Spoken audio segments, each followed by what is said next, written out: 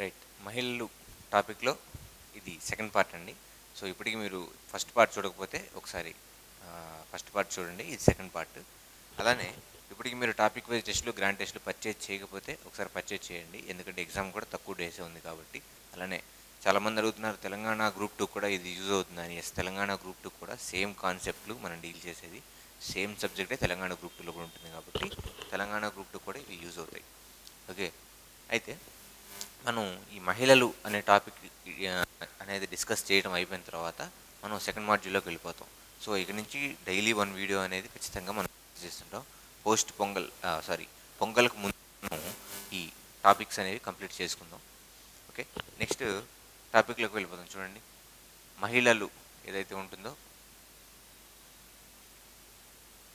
ఈ మహిళలు అనే టాపిక్లో మనం సెకండ్ పార్ట్లోకి వచ్చేసాం. ఈ సెకండ్ పార్ట్లో మనం బేసిక్గా డిస్కస్ చేసుకునేవి ఏంటంటే మహిళలకు సంబంధించిన చట్టాలు ఏవైతే ఉన్నాయో అవి మెయిన్ ఇంపార్టెంట్.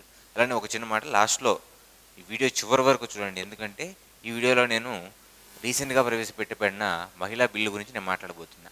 ఎందుకంటే ఈ మహిళా బిల్లు గురించి పూర్తి వివరాలు చూద్దాం.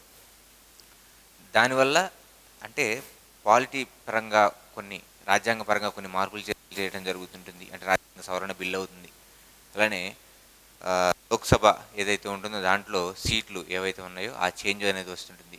సో ఈ విషయాలన్నీ కూలంకషంగా దాంట్లో చర్చించడం జరిగింది కాబట్టి ఈ వీడియో ఎండ్ వరకు చూడడానికి ప్రయత్నించండి. ఓకే. అయితే ఈ మహిళలు అనే టాపిక్లో మనం ఇప్పుడు చట్టాలు ఏవైతే ఉన్నాయో ఈ చట్టాల గురించి చర్చిస్తాం. తర్వాత ఇంతకుముందు పార్ట్లో మనం ఇండిపెండెన్స్ రాకముందు వరకు బ్రిటిష్ పరిపాలనా కాలంలో వరకు ఎలా ఉంది మహిళల యొక్క స్టేటస్ అనేది ఎలా ఉంది అనేది మనం చూసాం. ఓకే. ఇప్పుడు పోస్ట్ ఇండిపెండెన్స్ మహిళల యొక్క స్టేటస్ ఎలా ఉంది, ఉమెన్ స్టేటస్ ఎలా ఉంది ఇండియన్ సొసైటీలో అనేది చూస్తాం.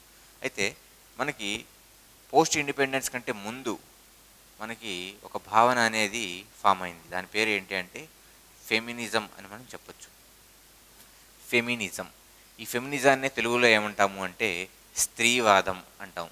ఏమంటామంటే స్త్రీవాదం. స్త్రీవాదం అనే పేరుతో పిలుస్తాము. ఫెమినిజం అని ఇంగ్లీష్లో అంటాం. ఓకే. ఈ స్త్రీవాదం యొక్క ప్రధానమైన అంటే ఈ ఫెమినిజం అనేది ఎందుకు ఫామ్ అయింది, స్త్రీవాదం ఎందుకు ఫామ్ అయింది అంటే స్త్రీలకి అన్ని విషయాల్లో స్వేచ్ఛ కావాలి. ఓకే. అంటే వాళ్ళని రెస్ట్రిక్ట్ చేస్తున్నారు, చాలా విషయాల్లో రెస్ట్రిక్ట్ అవుతున్నారు వాళ్ళు. కాబట్టి ఆ విషయాల్లో వాళ్ళకి రెస్ట్రిక్షన్ అనేది లేకుండా వారికి పూర్తిగా లింగ సమానత్వం ఏదైతే ఉంటుందో, జెండర్ ఈక్వాలిటీ ఏదైతే ఉంటుందో ఈ జెండర్ ఈక్వాలిటీ అనేది ఉండాలి. అలానే జెండర్ పరంగా వివక్ష ఏదైతే ఉంటుందో ఈ వివక్ష అనేది కూడా ఉండకూడదు అనే ఉద్దేశంతో ఈ ఫెమినిజం అనే కాన్సెప్ట్ అనేది ఉంటుంది. ఓకే. ఫెమినిజాన్ని మనం స్త్రీవాదం అనే పేరుతో కూడా పిలుస్తూ ఉంటాం. అయితే స్త్రీలకి స్వేచ్ఛ సమానత్వం అందించాలనే భావనతోనే ఫెమినిజం అనేది వర్క్ చేస్తూ ఉంటుంది. అలానే ఈ స్వేచ్ఛ సమానత్వం అందిస్తూ వివక్షను తొలగిస్తూ వీటి ద్వారా స్త్రీల యొక్క సాధికారత అంటే ఎంపవర్మెంట్ అనేది పెంపొందించాలి. సాధికారత లేదా ఎంపవర్మెంట్ అనేది పెంపొందించాలి అని చెప్పి ఈ ఫెమినిజం యొక్క ముఖ్యమైన ఉద్దేశం. ఓకే. అయితే ఈ స్త్రీలకు సంబంధించిన ఉద్యమాలు ఎప్పుడు ప్రారంభమయ్యాయంటే వీరికి సమాజంలో సమానత్వం కానీ స్వేచ్ఛ కానీ లేకుండా ఉండటం వల్ల ఈ ఫెమినిజం అనేది ఫామ్ అయింది. ఈ మహిళా ఉద్యమాలు అనేవి జరిగాయని మనం చెప్పుకుంటున్నాం. మొట్టమొదటిగా 1789వ సంవత్సరం ఏదైతే ఉంటుందో ఈ సంవత్సరంలో మహిళలకు సంబంధించిన ఉద్యమాలు అనేవి మనం స్టార్ట్ అయ్యాయని చెప్పి మనం చెప్పుకోవచ్చు. అలానే మనం చూసినట్లయితే 1889లో కూడా ప్యారిస్లో ఒక సదస్సు జరిగింది. 1889లో ఈ ప్యారిస్లో జరిగిన సదస్సులో ఇంటర్నేషనల్ సదస్సు ఏదైతే జరిగిందో మహిళా సదస్సు, దీంట్లో మహిళలకి సమానమైన హక్కులు, పురుషులతో పాటు మహిళలకు కూడా సమానమైన హక్కులు ఇవ్వాలి అని చెప్పి దీంట్లో ప్రతిపాదించడం అనేది జరిగింది. అలానే మనం చూసుకున్నట్లయితే 1841లో అమెరికాలో ఉద్యమాలు జరిగినాయి. దేనికి? స్త్రీలకి పురుషులకి పనిచేసే ప్రాంతాల్లో సమానమైన హక్కు ఉండాలి, అంటే ఈక్వాలిటీ, జెండర్ ఈక్వాలిటీ ఉండాలి అని చెప్పి సమానత్వం కోసం, సమానమైన హోదా కోసం ఇక్కడ ఈ 1841 అమెరికాలో ఉద్యమాలు జరిగినాయని మనం చెప్పుకోవచ్చు. ఓకే. అయితే ఈ ఉద్యమాల కారణమైన ఈ ఫెమినిజం ఏదైతే ఉంటుందో, ఈ ఫెమినిజాన్ని మనం ఎన్ని రకాలుగా డివైడ్ చేశారు అంటే, దీనికి సంబంధించిన సిద్ధాంతాలు ఎన్ని ఉన్నాయి అంటే 5 ముఖ్యమైన సిద్ధాంతాలు ఫెమినిజం మీద ఉన్నాయని చెప్పి మనం చెప్పుకోవచ్చు. ఫెమినిజానికి సంబంధించిన ముఖ్యమైన సిద్ధాంతాలు ఎన్నయ్యా అంటే 5 సిద్ధాంతాలను మనం చెప్పుకోవచ్చు. ఈ 5 సిద్ధాంతాలు ఏమిటనేది వన్ బై వన్ చూద్దాం. మొదటిది ఉదారవాద సిద్ధాంతం. ఉదారవాద స్త్రీవాద సిద్ధాంతం అని చెప్తారు. ఓకే. ఉదారవాదం అంటే మనం ఇంగ్లీష్లో ఏమంటాం అంటే లిబరల్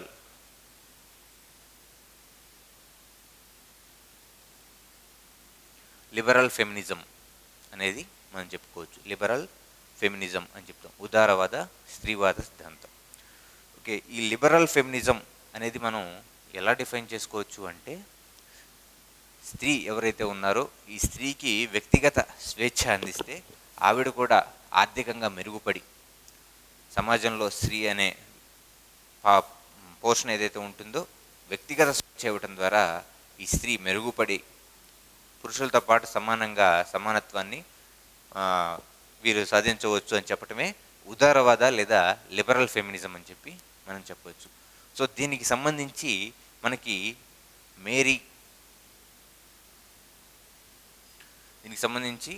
మేరీ విల్స్టన్ క్రాఫ్ట్ చెప్పింది ఏంటి అంటే,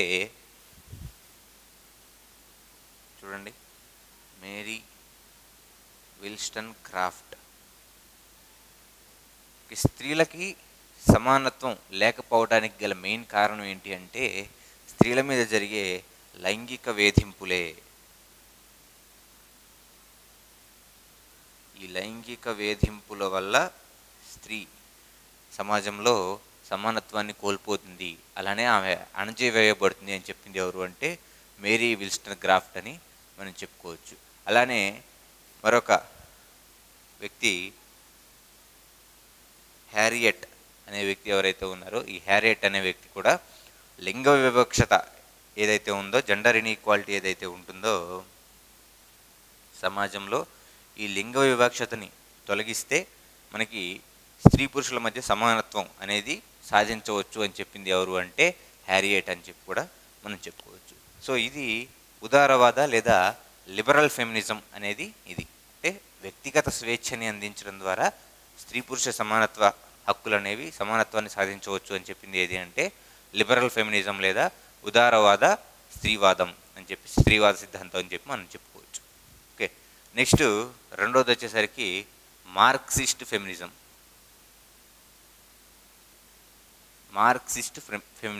so the name it self defines. Okay. ఆ నేమే చెప్తుంది చూడండి, మార్క్సిస్ట్ ఫెమినిజం. ఓకే. దీని ప్రకారం ఏంటంటే జనరల్గా పురుషులు స్త్రీల కంటే బలమైన వాళ్ళు అని చెప్పి మనం చెప్పుకోవచ్చు. పురుషులు స్త్రీల కంటే బలమైన వాళ్ళు. ఓకే. ఈ బలం ఏదైతే ఉంటుందో ఈ బలం వల్లనే ఈ లింగ వివక్షత అనేది ఉంటుంది. అలానే ఈ మార్క్సిస్ట్ భావన మెయిన్గా చెప్పింది ఏదైతే ఉంటుందంటే మ్యానుఫ్యాక్చరింగ్ యూనిట్స్, అంటే ఉత్పత్తి ఏదైనా వస్తువుల మ్యానుఫ్యాక్చరింగ్ యూనిట్స్ ఉంటాయి కదా, సపోజ్ కార్స్ కానీ బైక్స్ కానీ ఇటువంటి, అంటే ఇప్పటి రోజుల్లో అయితే ప్రజెంట్ ఉన్నారు కానీ మగవాళ్ళలాగా లేడీస్ హెవీ వర్క్ చేయలేరు. అలానే వారికి పిల్లల్ని పెంచే బాధ్యత ఉంటుంది, పిల్లల్ని కనే బాధ్యత, పెంచే బాధ్యత ఉంటుంది. సో ఈ రెండు భావనలు ఏవైతే ఉన్నాయో ఈ రెండు భావనల వల్ల వాళ్ళ పిల్లల్ని కని పెంచడం, అలానే వీరికి బలం తక్కువగా ఉండటం, అలానే అందువల్ల వీరు మ్యానుఫ్యాక్చరింగ్ ఇండస్ట్రీ అంటే ఉత్పత్తికి సంబంధించిన వస్తు ఉత్పత్తి ఇండస్ట్రీ ఏదైతే ఉంటుందో ఈ వస్తు ఉత్పత్తి రంగంలో వీరు తక్కువగా పనిచేస్తూ ఉంటారు, మ్యానుఫ్యాక్చరింగ్ డిపార్ట్మెంట్లో తక్కువగా పనిచేస్తూ ఉంటారు. అందువల్ల వీరి మీద వివక్ష రావడం అనేది జరిగిందని చెప్పేదే మార్క్సిస్ట్ ఫెమినిజం అని చెప్పి మనం చెప్పుకోవచ్చు. ఓకే. ఇది మార్క్సిస్ట్ ఫెమినిజం గురించి. నెక్స్ట్ మూడోది సామ్యవాద ఫెమినిజం.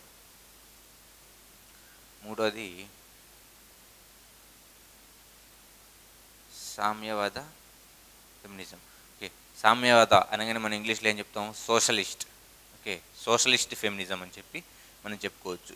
ఓకే. అసలు స్త్రీల మీద ఈ దాడులు కానీ ఇటువంటివి ఎందుకు జరుగుతున్నాయి అంటే బేసిక్గా దీనికి మెయిన్ రీజన్ లింగ వివక్ష అని చెప్పి వీళ్ళు చెప్పడం జరిగింది. లింగ వివక్షత ఏదైతే ఉంటుందో ఈ లింగ వివక్షత కారణంగానే వీరి మీద దాడులు జరగటం. అలానే మరొకటి మనం చూసాం, పితృస్వామిక వ్యవస్థ. మనం ఇంతకుముందు లెసన్లో చూసాం. పితృస్వామిక వ్యవస్థ అంటే father is head of family.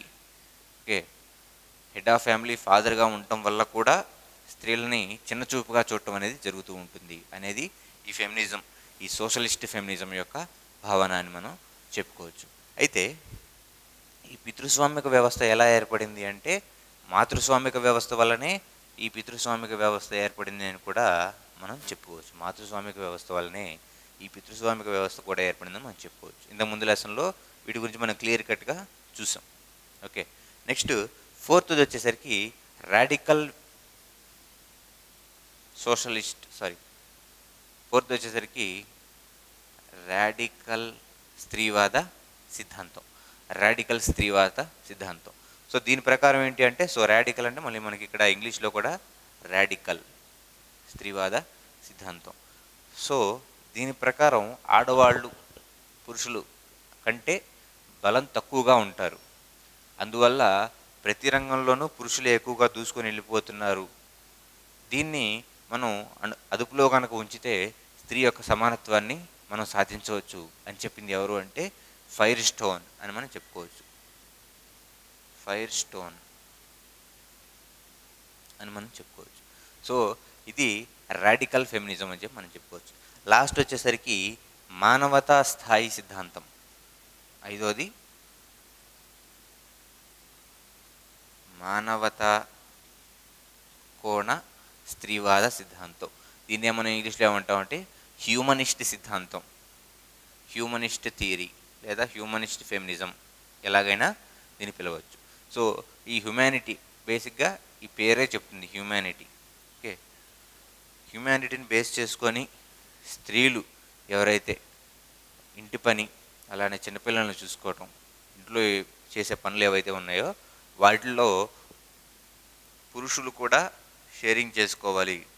అంటే స్త్రీలు చేసే పని ఏదైతే ఉంటుందో దాంట్లో పురుషులు కూడా షేర్ చేసుకొని ఈ వర్క్ అనేది చేసుకోవటమే మానవతా దృక్పథం. మానవతా దృక్పథంతో వారు చేసే వర్క్ని కూడా మనం షేర్ చేసుకోవాలి అని చెప్పేది ఏంటంటే హ్యూమనిస్ట్ ఫెమినిజం అని చెప్పి మనం చెప్పుకోవచ్చు. సో ఇది ఫెమినిజం గురించి బేసిక్గా 5 రకాల సిద్ధాంతాలు అనేవి ఉన్నాయి ఈ ఫెమినిజంలో. ఓకే, ఇప్పుడు మనం స్వాతంత్రం రాకముందు వరకు భారత స్త్రీ యొక్క స్టేటస్ అనేది చూసాం. ఓకే, స్వాతంత్రం వచ్చిన తర్వాత భారత స్త్రీ యొక్క స్టేటస్ ఎలా ఉంటుంది అనేది ఇప్పుడు మనం చూద్దాం. ఓకే, అంటే post independence, what is the status of Indian women, okay అనే టాపిక్ని ఇప్పుడు మనం చూద్దాం. సో పోస్ట్ ఇండిపెండెన్స్ తర్వాత అంటే ఇండిపెండెన్స్ తర్వాత సమాజంలో మెయిన్గా స్త్రీ యొక్క చూడండి స్వాతంత్రం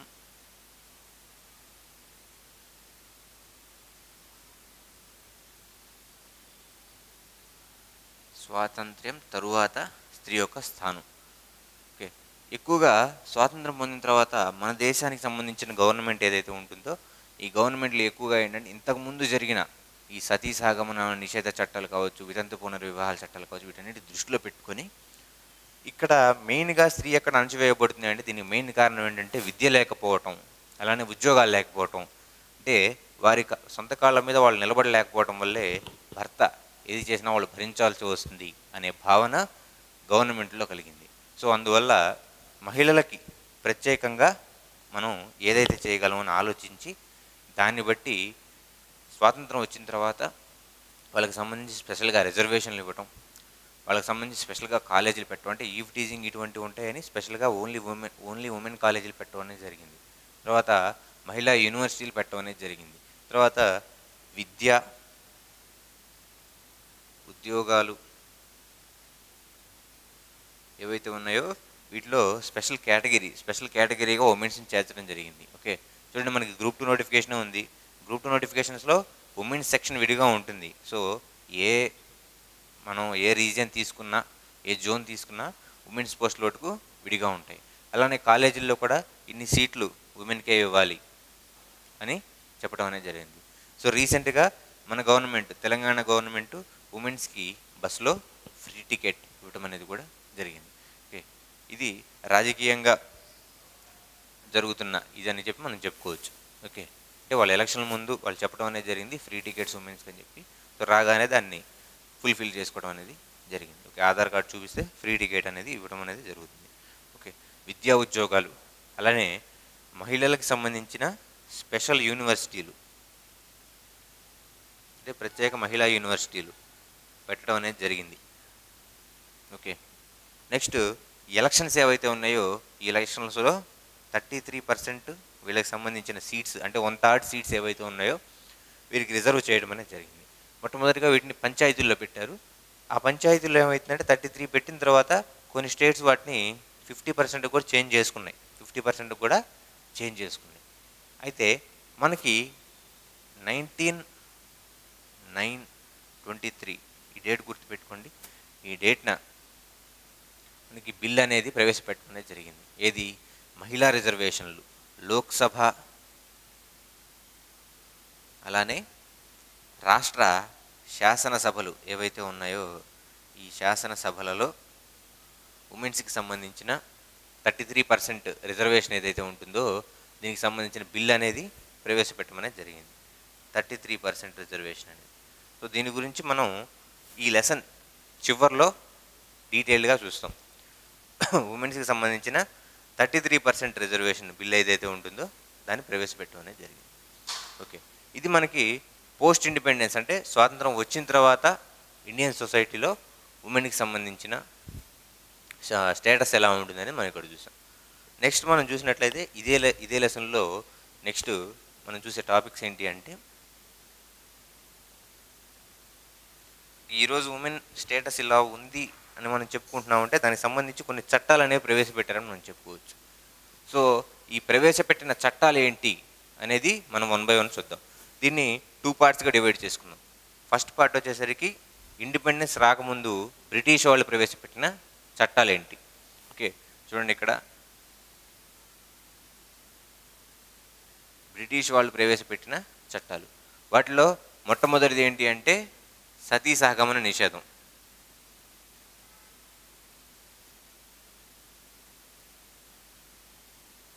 సతీ సహగమన నిషేధం ఇది ఎప్పుడు ఈ యాక్ట్ వచ్చింది అంటే 1829. మనం ఆల్రెడీ ఇంతకుముందు ఇదే లెసన్లో పార్ట్ 1లో డిస్కస్ చేసుకున్నాం. 1829లో సతీ సహగమన నిషేధ చట్టం వచ్చింది అని చెప్పి.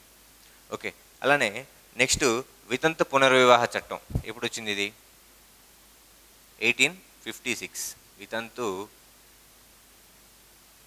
పునర్వివాహ ఈ చట్టం 1856లో వచ్చింది. దీన్ని అమలు చేయడం అనేది జరిగింది. నెక్స్ట్ బాల్య వివాహ నిషేధ చట్టం. బాల్య వివాహ నిషేధ చట్టం. ఈ బాల్య వివాహ నిషేధ చట్టం 1929లో దీన్ని ప్రవేశపెట్టడం జరిగింది. దీన్నే ఇంకో పేరుతో ఏం పిలుస్తారండి? శారదా చట్టం అనే పేరుతో పిలుస్తారు దీన్ని, శారదా చట్టం. దీన్ని ఆల్రెడీ మనం హిందూ వివాహ వ్యవస్థ మనకి 3rd లెసన్ ఏదైతే ఉంటుందో ఆ 3rd లెసన్లో ఈ శారదా చట్టం గురించి మనం డిస్కస్ చేసాం. ఓకే, బాల్య వివాహ నిషేధ చట్టం అనేది 1929లో ఈ చట్టం అనేది ప్రవేశపెట్టడం జరిగింది. నెక్స్ట్ స్పెషల్ మ్యారేజ్ యాక్ట్, అంటే ప్రత్యేక వివాహ చట్టం. ప్రత్యేక వివాహ చట్టం 1872లో ఈ చట్టాన్ని ప్రవేశపెట్టమనేది జరిగింది. Next age of consent.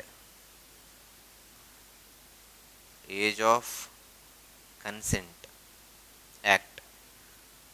Okay, age of consent act వచ్చేసరికి 1891లో ఈ ఏజ్ ఆఫ్ కన్సెంట్ యాక్ట్ని చట్టంగా తీసుకొని రావడం అనేది జరిగింది. ఓకే, ఇప్పుడు నెక్స్ట్ దీంట్లోనే లాస్ట్ యాక్ట్ వచ్చేసరికి హిందూ భరణం ఏదైతే ఉంటుందో ఈ హిందూ భరణాల గురించి చట్టం.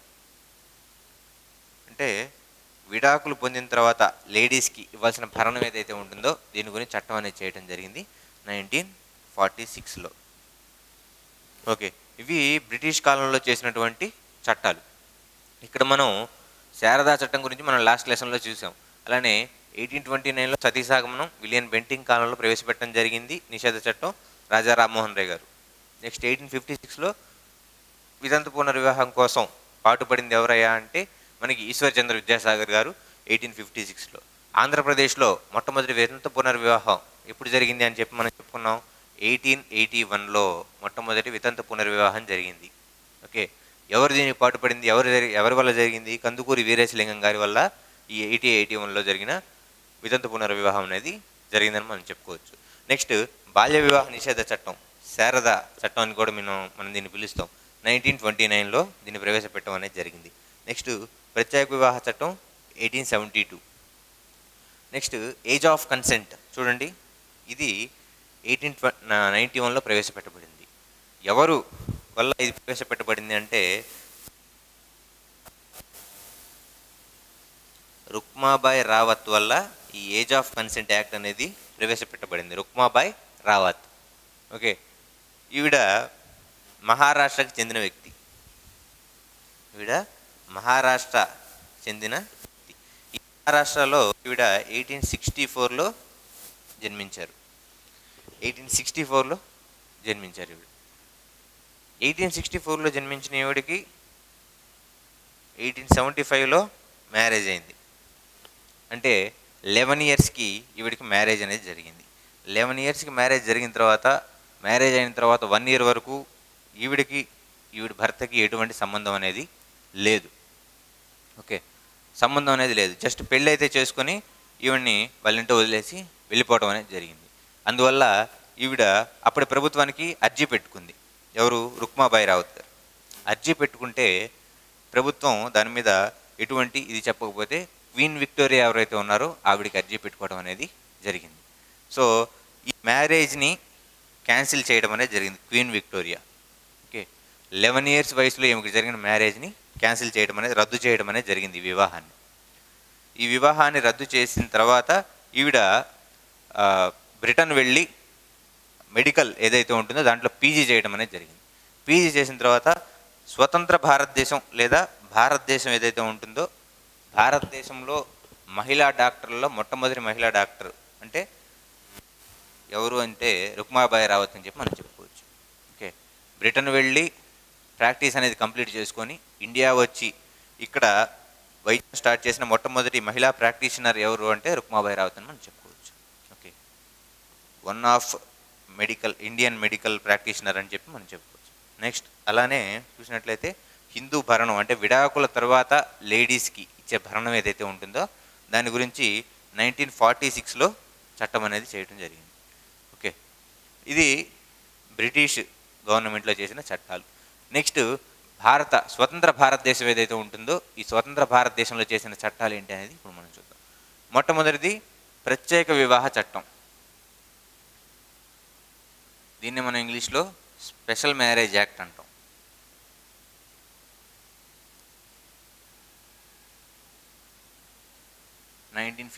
లో దీన్ని చేయడం అనేది జరిగింది, ప్రత్యేక వివాహ చట్టం. నెక్స్ట్ హిందూ వివాహ చట్టం. ఇది ఈ రోజుకి నడుస్తున్న చట్టం. హిందూ వివాహ చట్టం ఇది 1955లో దీన్ని ప్రవేశపెట్టడం జరిగింది.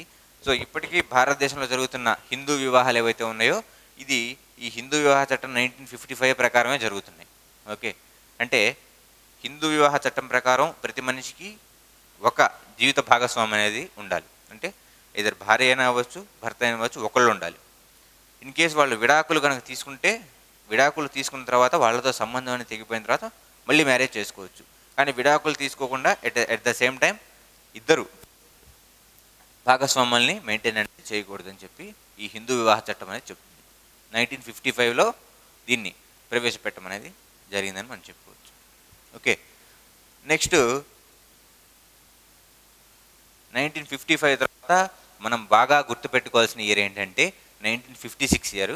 ఇక్కడ చూడండి 1856లో వితంతు పునర్వివాహ చట్టం అనేది జరిగింది. అలానే 1956లో కనుక చూసుకుంటే మనకి 4-5 యాక్ట్లు అనేవి మనకి వస్తాయి. చూడండి, ఒకటి హిందూ వారసత్వ చట్టం. హిందూ వారసత్వ చట్టం అంటే ఆస్తి హక్కు ఏదైతే ఉంటుందో తండ్రికి సంబంధించిన ఆస్తులు ఏవైతే ఉంటాయో దీంట్లో లేడీస్కి కూడా ఒక పాత్ర అనేది కల్పించడం అనేది జరిగింది మొట్టమొదటిగా. దేనివల్ల అంటే హిందూ వారసత్వ చట్టం 1956 వల్ల అని మనం చెప్పుకోవచ్చు. నెక్స్ట్ స్త్రీలపై అవినీతి ఏదైతే ఉంటుందో, స్త్రీలపై అవినీతి నిరోధ చట్టం, అంటే వీరి మీద అవినీతి చేయకూడదు అని ఒక యాక్ట్ అనేది తీసుకొని రావడం జరిగింది. ఇది కూడా 1956లోనే జరిగింది. నెక్స్ట్ హిందూ దత్తత చట్టం.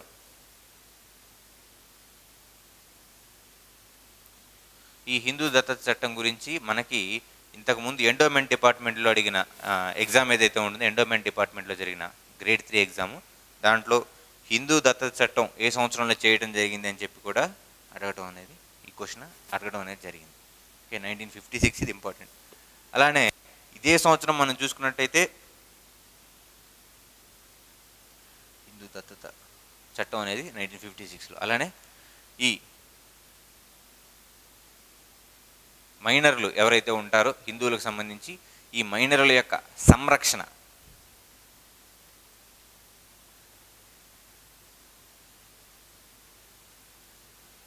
ఇది కూడా 1956లోనే చేయడం అనేది జరిగింది. సో ఇవి మొత్తం మనకి 1956లో జరిగిన, చూడండి 1, 2, 3, 4, అలానే ఇంకొక చట్టం అనేది కూడా మనకి 1956లో చేయడం అనేది జరిగింది. అదేంటంటే మహిళల మీద వ్యాపారం, మహిళలతో వ్యాపారం, అంటే వారిని ఒక ప్రాంతం నుంచి ఇంకో ప్రాంతానికి ఎక్స్పోర్ట్ చేయడం లేదా ట్రాన్స్పోర్ట్ చేయడం, అంటే మార్కెట్లో, బహిరంగ మార్కెట్లో వాళ్ళని అమ్మేయటం, ఇలాంటి విషయాలు ఇంతకుముందు జరిగేవి.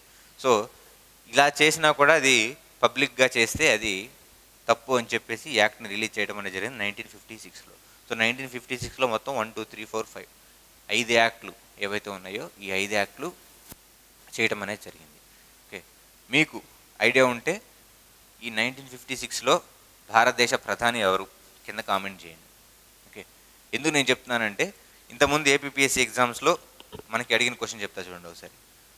భారతదేశ ఓటు హక్కు 21 సంవత్సరాల నుంచి 18 సంవత్సరాలకి చేయబడింది. అయితే ఈ 18 సంవత్సరాలకు ఓటు హక్కు మారిన టైంలో భారత ప్రధాని ఎవరు అని క్వశ్చన్ అడిగారు ఏపీపీఎస్సీ గ్రూప్ 2లో లాస్ట్ టైం అడిగినప్పుడు. ఓకే, మనకి 21 నుంచి 18 దాకా చేశారు అని తెలుసు. ఏ సంవత్సరంలో చేశారనేది మనం గుర్తుపెట్టుకుంటాం. కానీ ఆ సంవత్సరంలో ప్రధాని ఎవరు అంటే మనకు గుర్తుంటుందా? అందుకే భారత ప్రధానులు ఎవరైనా, భారత రాష్ట్రపతులు ఎవరైనా మనం ఆ టెన్యూర్ని మనం గుర్తుపెట్టుకోవాలి. ఓకే, సో ఇలా 18 సంవత్సరాలు చేసినప్పుడు ప్రధాని ఎవరు అంటే రాజీవ్ గాంధీ గారు. ఓకే, ఈ విషయాలను మనం గుర్తుపెట్టుకుంటే మనం ఈజీగా ఎటువంటి దానికైనా ఆన్సర్ మనం చేసుకోవచ్చు. చూడండి, ఈ టైంలో అయినా జరుగుతున్నప్పుడు ఎవరు ప్రధానిగా ఉన్నారు అనేది మనం గుర్తుపెట్టుకోవాలి బాగా. ఓకే, నెక్స్ట్ 8వ వచ్చేసరికి మోస్ట్ ఇంపార్టెంట్ అయిన వరకట్న నిషేధ చట్టం. ఓకే, వరకట్నం తీసుకోకూడదు, తీసుకున్న వాళ్ళకి 3 సంవత్సరాల జైలు శిక్ష, అలానే ఇంత జరిమానా అనేది ఉంటుంది. సో ఈ వరకట్న నిషేధ చట్టాన్ని ఎప్పుడు ప్రవేశపెట్టారు అంటే 1961లో. అలానే నెక్స్ట్ ఇదే సంవత్సరంలో ప్రసూతి సౌకర్యాల చట్టం. ప్రసూతి సౌకర్యాల చట్టం అంటే ఏంటంటే, డెలివరీ అవుతున్న లేడీ ఎవరైతే ఉంటారో ఆవిడ ఎక్కడన్నా జాబ్ చేస్తుంటే ఆమెకు సంబంధించిన లీవ్స్ ఏవైతే ఉంటాయో ఆ లీవ్స్ని ప్రొవైడ్ చేయటం, అలానే ఆమె ప్రెగ్నెంట్గా ఉన్నప్పుడు ఆమెకు సంబంధించిన సౌకర్యాలు అనేవి చూసుకోవడం, అంటే ఆ వర్క్ అవర్స్లో కానీ ఈ చేంజెస్ అనేవి తీసుకొని రావడం, ఇటువంటిది ఈ ప్రసూతి సౌకర్యాల చట్టం. ఇది 1961లోనే దీన్ని చేయడం అనేది జరిగిందని మనం చెప్పుకోవచ్చు. నెక్స్ట్ గర్భ విచ్ఛిత్తి చట్టం. గర్భ విచ్ఛిత్తి 1971లో దీన్ని చేయడం అనేది జరిగింది. గర్భ విచ్ఛిత్తి చట్టం 1971. నెక్స్ట్ కుటుంబ కోర్టులు, అంటే ప్రతి జిల్లాకి ఒక కోర్టుని ఏర్పాటు చేయడం అనేది జరిగింది. వీటినే ఫ్యామిలీ కోర్ట్స్ లేదా కుటుంబ కోర్టులు అనే పేరుతో పిలుస్తూ ఉంటాము. 1984లో వీటిని ఏర్పాటు చేయడం అనేది జరిగింది. ఓకే, నెక్స్ట్ మహిళా వర్ణన, మహిళా అమర్యాద వర్ణన. ఇది కూడా 1984లోనే ఈ మహిళా అమర్యాద వర్ణన అనేది కూడా చేయడం అనేది జరిగింది. అంటే ఈ యాక్ట్ ఏదైతే ఉంటుందో ఈ యాక్ట్ ప్రకారం మహిళా అమర్యాద వర్ణన అంటే ఒక పర్టికులర్ అడ్వర్టైజ్మెంట్ కావచ్చు, ఒక పర్టికులర్ మీడియా కావచ్చు, ఎందులో అయినా ఎటువంటి యాడ్స్లో కానీ ఎటువంటి పిక్చర్స్లో కానీ మహిళల్ని అమర్యాదగా వర్ణించకూడదు అని చెప్పి 1984లో యాక్ట్ రావడం అనేది జరిగింది. తర్వాత మనందరికీ తెలిసిందే 73, 74 పంచాయతీ లేదా మున్సిపాలిటీ రాజ్యాంగ సవరణలు ఏవైతే ఉన్నాయో వీటిని ఎప్పుడు చేశారండి అంటే 1992లో ఈ 73, 74 రాజ్యాంగ సవరణ చట్టాలు చేయడం అనేది జరిగింది. ఓకే, నెక్స్ట్ ఆఖరిగా మనం చూసుకున్నట్లయితే గృహహింస చట్టం.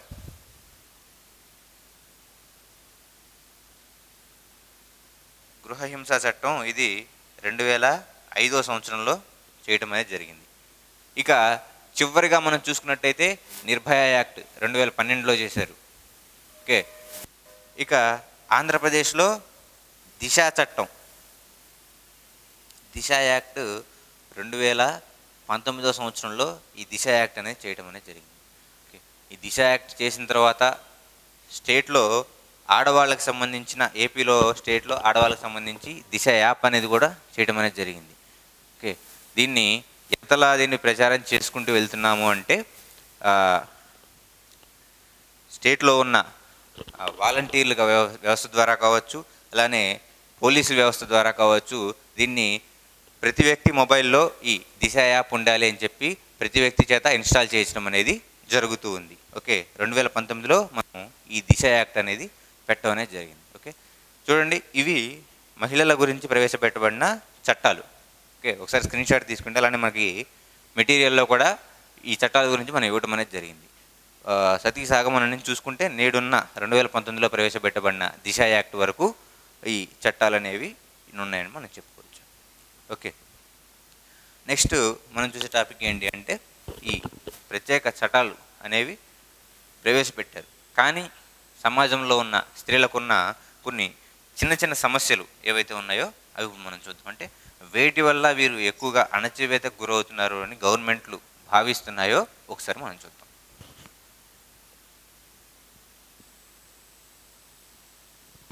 ఓకే, నెక్స్ట్ టాపిక్ వచ్చేసరికి నేటి సమాజంలో స్త్రీలు అనుభవిస్తున్న సమస్యలు. ఓకే, మొట్టమొదటిది పోషకాహార లోపం.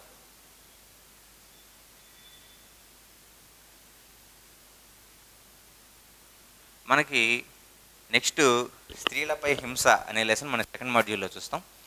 దాంట్లో క్లియర్గా మనం నేటి సమాజంలో ఎదుర్కొన్న సమస్యలు ఏవంటే వరకట్నం కావచ్చు, అత్యాచారం కావచ్చు, తర్వాత యాసిడ్ దాడులు కావచ్చు, ఇటువంటి మనం చూస్తాం. కానీ ఇక్కడ మనకి కాంటెంపరీ సొసైటీలో జరుగుతున్నటువంటి సమస్యలు అంటే కొన్ని ప్రత్యేకమైన ఈ అత్యాచారాలు, తర్వాత ఈ యాసిడ్ దాడులు ఇవి వేరండి. వీటి గురించి మనం ఆ హింస అనే లెసన్లో చూద్దాం. ఓకే, అయితే ఇప్పుడు ఎదుర్కొన్న సమస్యలు వచ్చేసరికి ఏంటంటే పోషకాహార లోపం వల్ల వారికి ఎక్కువగా మనం చూస్తుంది ఏంటంటే ఎనీమియా మనం ఎక్కువగా చూస్తుంటాం. అంటే మగవాళ్ళతో పోలిస్తే ఆడవారిలో హిమోగ్లోబిన్ పర్సంటేజ్ చాలా తక్కువగా ఉంది. ఓకే, అందువల్ల వీరికి రక్తహీనత అనేది ఎక్కువ. అంటే దీన్ని మనం హానికర రక్తహీనత అని కూడా అంటాం, ఎనీమియా అని చెప్పి మనం చెప్పుకోవచ్చు. ఓకే, రెండోది వచ్చేసరికి ప్రసూతి మరణాలు, అంటే డెలివరీ టైంలో మరణించడం.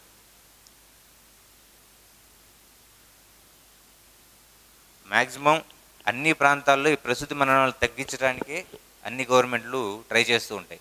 కానీ ఒక్కొక్కసారి ఏమవుతుందంటే హాస్పిటల్ ఉన్న ప్రాంతానికి దూరంగా ఉంటాం, తర్వాత ఆ హాస్పిటల్స్లో అవసరమైన ఎక్విప్మెంట్ లేకపోవటం, అక్కడ ఉన్న డాక్టర్స్లో మంచి ఎఫిషియెంట్ డాక్టర్స్ లేకపోవటం, ఇటువంటి విషయాల్లో ఈ ప్రసూతి మరణాలు అనేవి ఎక్కువగా సంభవిస్తూ ఉంటాయి. ఈవెన్ వీటిని కూడా ఓవర్కమ్ చేయడానికి ఆరోగ్యశ్రీ ఇటువంటి పథకాలను ప్రవేశపెట్టడం అనేది జరిగింది. కానీ ఇప్పటికీ చాలా ప్రాంతాల్లో డెలివరీకి 5 కిలోమీటర్లు డోలీ మీద తీసుకుని వెళ్ళటం, అలానే 5 కిలోమీటర్లు నడుచుకుంటూ వెళ్ళిపోవటం, ఈ ట్రాన్స్పోర్ట్ లేని ప్రాంతాల్లో బైక్ మీద లేడీని తీసుకుని వెళ్ళిపోయి డెలివరీకి బైక్ మీద తీసుకెళ్ళిపోవటం, మధ్యలోనే ఇటువంటి ఇబ్బందులు జరగడం అనేవి ఈ రోజుకి కూడా జరుగుతూనే ఉన్నాయి. ఓకే, నెక్స్ట్ అక్షరాస్యత రేటు, అంటే లిటరసీ రేటు అనేది ఉమెన్స్లో చాలా తక్కువగా ఉంది ఈ రోజుకి మనం పోల్చుకుంటే. అంటే జెంట్స్తో పోలిస్తే లేడీస్లో చాలా తక్కువగా ఉంటుంది. అంటే వీళ్ళు వచ్చేసరికి ఒక పీజీ వరకు చదువుకుంటే డిగ్రీ ఇంటర్లోనే ఆపేసి తర్వాత మ్యారేజ్ చేసుకోవడం అనేది జరుగుతుంది. ఓకే, అలా కాకుండా పూర్తిగా అసలు చదివించకుండా ఇంట్లో ఉంచే లేడీస్ కూడా చాలామంది ఉన్నారు. అంటే మనం 2011 లెక్కల ప్రకారం చూసుకుంటే ఏపీలో 60% ఉమెన్ యొక్క లిటరసీ రేట్ అని మనం చెప్పుకోవచ్చు. ఓకే, ఇది 60 కూడా కాదు, అరౌండ్ 58 టు 59 మధ్యలో ఉంటుంది. ఇక్కడ నేను 60 చెప్పాను. ఓకే, అలానే ఈ వరకట్నం ఏదైతే ఉంటుందో ఇది కూడా ఒక మెయిన్ అని చెప్పుకోవచ్చు. నెక్స్ట్, కడుపులో ఉన్నది ఆడపిల్ల అని తెలిస్తే స్కానింగ్లో తెలిస్తే అక్కడే అబార్షన్ చేసుకోవడం. ఓకే, అటువంటి విషయాలు ఏవైతే ఉన్నాయో అవి కూడా స్త్రీలకి నేటి సమాజంలో ఎదుర్కొనే సమస్యలు. కానీ దీని మీద తర్వాత చట్టం అనేది చేయడం జరిగింది.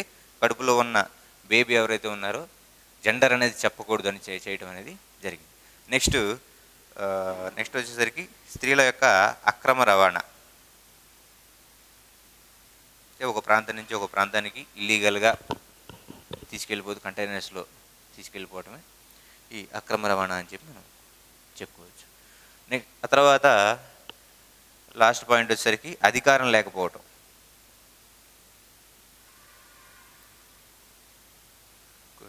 ఇవన్నీ ఇంతకు ముందు ఉన్న రోజుల్లో ఎదుర్కొన్న సమస్యలు. కానీ నవ్వే డేస్లో పూర్తిగా వీటిని ఓవర్కమ్ చేయడానికి మ్యాక్సిమం గవర్నమెంట్స్ అనేవి ట్రై చేస్తూ ఉన్నాయి.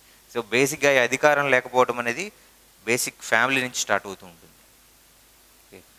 ఎక్కువగా ఇంటి పెద్ద తండ్రి ఉంటాడు. అక్కడి నుంచే ఈ అధికారం లేకపోవడం అనే ఇది అనేది స్టార్ట్ అయిపోతూ ఉంటుంది. అక్కడి నుంచి ప్రతి సమాజంలో ఎక్కువ పొలిటీషియన్స్ మొత్తం జెంట్సే ఉంటారు, లేడీస్ తక్కువగా ఉంటారు.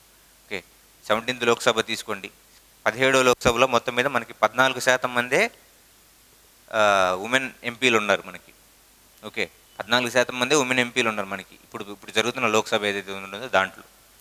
అదే మనకంటే చిన్న దేశాలైనటువంటి క్యూబా కానీ వీటిల్లో దగ్గరగా 52% ఉమెన్ అనే 52% ఉన్నారు. కానీ ఈ 52% 50% కాకుండా 1/3 సీట్స్ అనేవి ఉమెన్స్కే కేటాయించాలి అని చెప్పి మనకి రీసెంట్గా బిల్ అనేది ప్రవేశపెట్టడం అనేది జరిగింది. ఓకే, ఇవి ప్రస్తుతం ఉన్న సొసైటీలో ఉమెన్స్ అనుభవిస్తున్న కొన్ని చిన్న సమస్యలు. ఓకే, ఇక్కడ సమస్య అనేది ఎప్పుడైతే ఉందో అక్కడ ఉద్యమం అనేది సంభవిస్తూ ఉంటుంది. కాబట్టి భారతదేశంలో మహిళలకు సంబంధించిన ఉద్యమాలు అనేది ఇప్పుడు మనం చూద్దాం. మహిళా ఉద్యమాలు.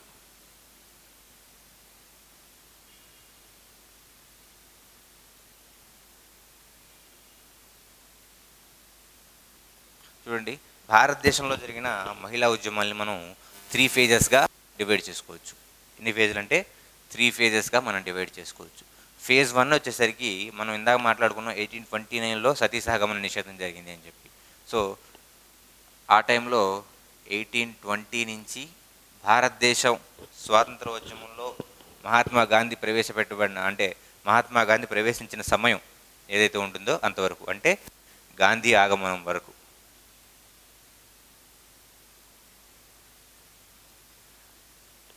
రీసెంట్గా జరిగిన ఎగ్జామ్లో భారత స్వాతంత్రోద్యమంలో ఏ సంవత్సరాన్ని గాంధీ యుగంగా పరిగణిస్తూ ఉంటాము అని చెప్పి క్వశ్చన్ అనేది అడగడం జరిగింది. ఓకే, ఏ సంవత్సరం నుంచి గాంధీ యుగంగా పరిగణిస్తాము? దీనికి మనం 2 రకాల ఆన్సర్లు చూడొచ్చు. ఒకటి 1919. ఓకే, 1919 నుంచి గాంధీ స్వాతంత్రోద్యమంలో ఉన్నాడని చెప్పుకోవచ్చు. కానీ యాక్టివ్గా పార్టిసిపేషన్ ఎప్పటి నుంచి అంటే 1920 నుంచి 1947 వరకు గాంధీ యుగం అని చెప్పి మనం చెప్పుకోవచ్చు. ఓకే, ఇది మనకి మొదటి దశ వచ్చేసరికి 1820 నుంచి భారతదేశానికి గాంధీ వచ్చిన 1990 ఆర్ 1920 వరకు ఏదని చెప్పుకోవచ్చు. ఈ సమయంలో ప్రవేశపెట్టబడిన చట్టాలు ఏంటి అంటే 1829లో వచ్చేసరికి సతీసహగమన నిషేధ చట్టం. ఓకే, నెక్స్ట్ 1856లో వితంతు పునర్వివాహ చట్టం. 1856లో వితంతు పునర్వివాహ చట్టం. అలానే నెక్స్ట్ 1872. ఇక చూడండి, ఇక్కడ 1856లో వితంతు పునర్వివాహ చట్టం ప్రవేశపెడితే ఆంధ్రప్రదేశ్లో మొట్టమొదటి వితంతు పునర్వివాహం ఎప్పుడు జరిగింది అంటే 1881 డిసెంబర్ 11న మొట్టమొదటి వితంతు పునర్వివాహం అనేది జరిగింది, కందుకూరి వీరేశలింగం గారు. ఓకే, అలానే 1872లో మనం ఇందాక చూసిన చట్టాలు వరుసగా చూసుకుంటూ వచ్చాం. వాటిలో ఒకటైనటువంటి పౌర వివాహ చట్టం 1872లో ప్రవేశపెట్టమని జరిగింది. అలానే 1891 1891లో వచ్చేసరికి కర్మాగారాల చట్టం ప్రవేశపెట్టారు. 1891లో కర్మాగారాల చట్టం, అంటే ఫ్యాక్టరీస్ యాక్ట్ అంటాం. ఫ్యాక్టరీస్ యాక్ట్ అని మనం ఇంగ్లీష్లో పిలుస్తాం. ఈ టైంలో భారతదేశం యొక్క ఇండియన్ నేషనల్ కాంగ్రెస్ ఏదైతే ఉంటుందో, ఈ ఇండియన్ నేషనల్ కాంగ్రెస్కి మొట్టమొదటిసారిగా అధ్యక్షురాలిగా ఎన్నికైన ఉమెన్ ఎవరు అంటే అనీ బీసెంట్ అని మనం చెప్పుకోవచ్చు. 1891లో అనీ బీసెంట్ ఇండియన్ నేషనల్ కాంగ్రెస్ యొక్క అధ్యక్షురాలుగా సెలెక్ట్ అనేది అవటం అనేది జరిగింది. ఓకే, ఇది మహిళా ఉద్యమాలు ఫేజ్ 1 అని మనం చెప్పుకోవచ్చు. ఓకే, ఫేజ్ 2లో ఏం జరిగింది అంటే గాంధీ రావటం వల్ల ఇతని యొక్క ప్రభావం మహిళా ఉద్యమాల మీద ఎక్కువగా పట్టడం అనేది జరిగింది. చూడండి, గాంధీ ప్రభావం వల్ల స్వాతంత్రోద్యమంలో ఎంతోమంది మహిళలు పార్టిసిపేట్ చేయడం అనేది జరిగింది. సరోజినీ నాయుడు గారు కావచ్చు, తర్వాత దుర్గాబాయి దేశ్ముఖ్ కావచ్చు, ఉన్నవ లక్ష్మీబాయమ్మ కావచ్చు, మన ఏరియా వ్యక్తి, ఇటువంటి వ్యక్తులందరూ ఈ స్వాతంత్రోద్యమంలో పార్టిసిపేట్ చేయడం అనేది జరిగింది. ముఖ్యంగా శాసనోల్లంఘన ఉద్యమం ఏదైతే ఉంటుందో, ఈ శాసనోల్లంఘన ఉద్యమంలో వీరు ఎక్కువగా పార్టిసిపేషన్ అనేది చేశారు. అయితే ఈ సెకండ్ ఫేజ్ చూడండి, 1920 to 1947,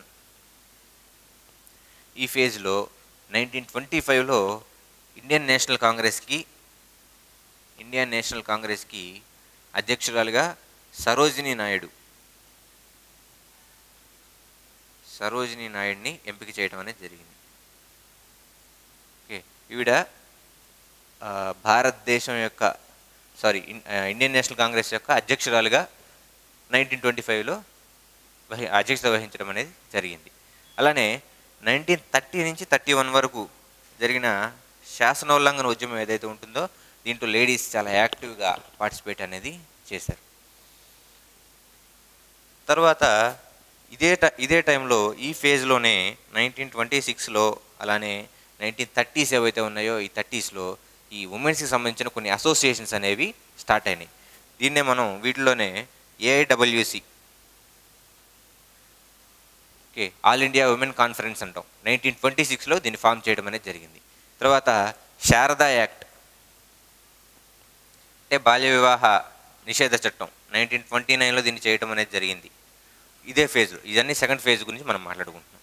ఓకే, సో ఇటువంటి చట్టాలు మొత్తం మనకి సెకండ్ ఫేజ్లో జరిగింది. ఇక్కడ అణగారిన స్థాయి నుంచి కొంచెం క్రమక్రమంగా మహిళల యొక్క స్థాయి అనేది సమాజంలో పెరుగుతూ వస్తుందని మనం చెప్పుకోవచ్చు. ఓకే, నెక్స్ట్ మూడో ఫేజ్ వచ్చేసరికి ఏంటంటే 1950 నుంచి ఇప్పుడు జరుగుతున్న ప్రజెంట్ సమాజం ఏదైతే ఉంటుందో, ఈ సమాజంలో మహిళల స్థాయి ఏదైతే ఉంటుందో దాన్ని ప్రజెంట్ డేట్ ఏదైతే ఉంటుందో ఆ డేట్ వరకు మూడో ఫేజ్ అని మనం చెప్పుకోవచ్చు. ఓకే, 1950 నుంచి ప్రజెంట్ డేట్. అయితే ఈ 1950 నుంచి ప్రజెంట్ డేట్ వరకు మహిళల యొక్క స్టేటస్ అనేది, ఉమెన్ స్టేటస్ అనేది సమాజంలో క్రమక్రమంగా పెరుగుతూ వచ్చింది. ఎందుకంటే మెయిన్ వచ్చేసరికి లిటరసీ బాగా పెరిగిపోతుంది. లిటరసీ అనేది క్రమక్రమంగా పెరగడం ఒక పాయింట్.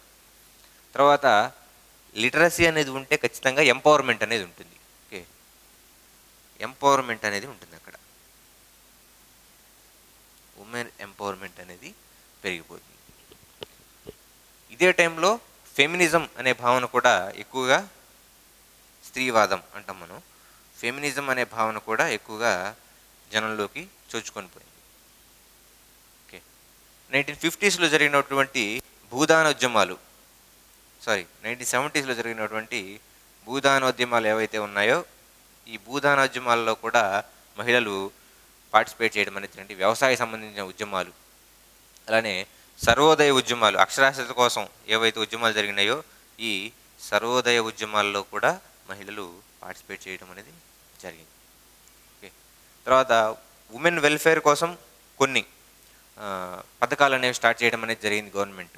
ఆ తర్వాత ఉమెన్స్కి సంబంధించిన స్పెషల్గా ఉమెన్స్ కాలేజీలు కానీ, ఉమెన్స్ యూనివర్సిటీస్ కానీ వీటిని స్థాపించడం అనేది జరిగింది. అలానే గుజరాత్లో చూసుకున్నట్లయితే సేవా అనే ఒక సంస్థని గుజరాత్లో స్థాపించడం అనేది జరిగింది, ఓన్లీ ఉమెన్స్ కోసం. గుజరాత్లో సేవా అనే సంస్థని స్థాపించడం జరిగింది.